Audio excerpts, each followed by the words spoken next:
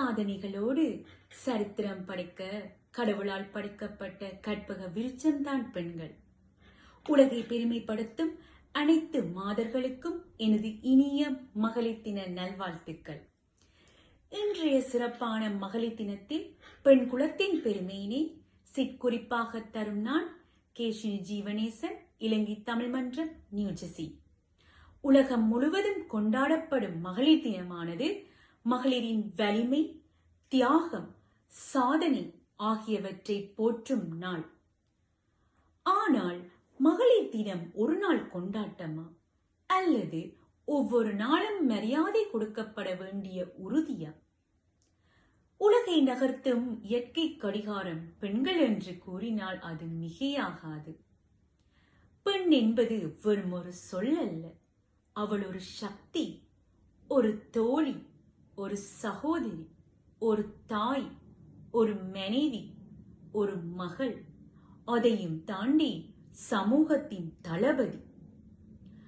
மங்கையராய் பிறப்பதற்கே நல்ல மாதவம் செய்திடல் வேண்டுமம்மா என்று கவிமணி தேசிய விநாயகம் பிள்ளை பாடியது பெண்மையின் மேன்மையினை உணர்வு பூர்வமாக அறிந்ததால் தான் இம்மார்ச் 8 மகளிர் தினம் கொண்டாடப்படுகிறது.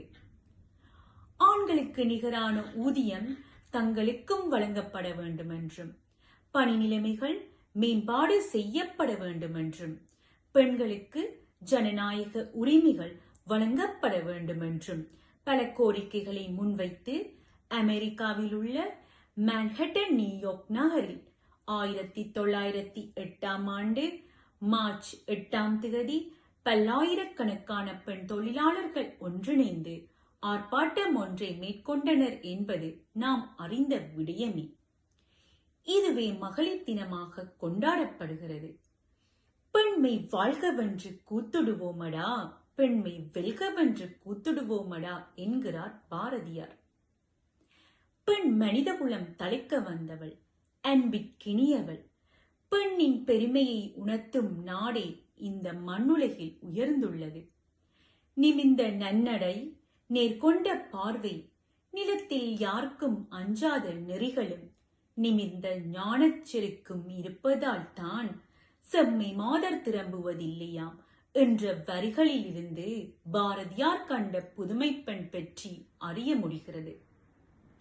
பட்டங்கள் ஆள்வதும் சட்டங்கள் செய்வதும் பாரினில் பெண்கள் நடத்த வந்தோம் என்ற பாரதியின் கனவு இன்று நனவாகுகின்றது. பெண்கள் விண்வெளித்துறை முதல் நீதிமன்றம் வரை, விளையாட்டு மைதானம் முதல் தொழில்நுட்ப உலகு வரை பல சாதித்து வருகின்றனர். அன்பை புகட்டுவதில் அன்னை, வீரத்தில் வேலுநாச்சி, ஆதரிப்பதில் அன்னை தெரேசா, விண்வெளி தொடுவதில் கல்பனா சாவ்லா, இப்படி வீரத்தில், சாதனையில், சரித்திரத்தில் ஆண்டுதோறும் வீற்றிருப்பது பெண்மையே. மேலும் அடுப்போதும் பெண்களுக்கு படிப்பதற்கு என்ற காலம் மாறி கணினித்துறை முதல் அனைத்து துறைகளிலும் பெண்கள் சாதனை படைத்து உயர்ந்துள்ளனர் என்று கூறினால் அது மிகையாகாது. எனினும் இந்நேரத்தில் ஒரு கவிதையை கூறலாம் என நினைக்கின்றேன். இடைவிடாது இவள் கேட்பது இன்னும் கொஞ்சம் உரிமையைத்தான், சம உரிமையைத்தான். இடைவிடாது இவள் கேட்பது இன்னும் கொஞ்சம் உரிமையைத்தான், சம உரிமையைத்தான். தருவதாய் சொன்னவர்கள் தந்து விட்டதாய் சொல்கிறார்கள், தருவதாய் சொன்னவர்கள் தந்து விட்டதாய் சொல்கிறார்கள். கேட்கவும் உரிமையில்லாமல், கேட்கவும் உரிமையில்லாமல் போலி சம உரிமையோடு போலியாய் அவளும் வாழ்கிறாள், போலி சம உரிமையோடு போலியாய் அவளும் வாழ்கிறாள். பெண்ணடிமைத்தனம், சீதன வன்கொடுமை என பெண்கள் எதிர்கொள்ளும் சவால்கள் பல பல.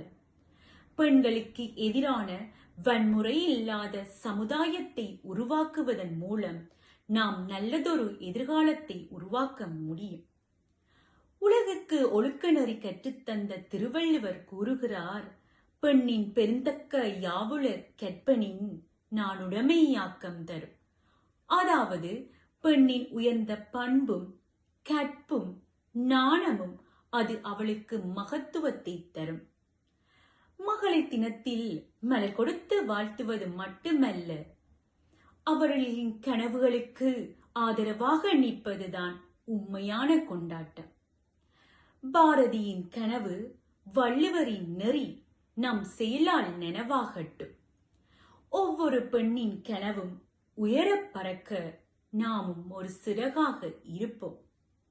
சாதனை பெண்ணே சரித்திரம் படைக்கவா, சாதனை பெண்ணே சரித்திரம் படைக்கவா. பேதை என்பது கவிஞரின் எழுத்துப்பிழை, பேதை என்பது கவிஞரின் எழுத்துப்பிழை. அதை மேதையென எழுதிடலாம் வா, அதை மேதையென எழுதிடலாம் வா. அனைத்து மகளிர்களுக்கும் மீண்டும் ஒரு முறை எனது மகளிர் தின நல்வாழ்த்துக்களை கூறுவதுடன், பெண்ணின் பெருமையை பகிர்வதற்கு வாய்ப்பளித்த இலங்கை தமிழ் மன்றம் நியூஜெர்சிக்கு எனது மனமார்ந்த நன்றிகளை தெரிவித்துக் கொள்கிறேன். நன்றி, வணக்கம்.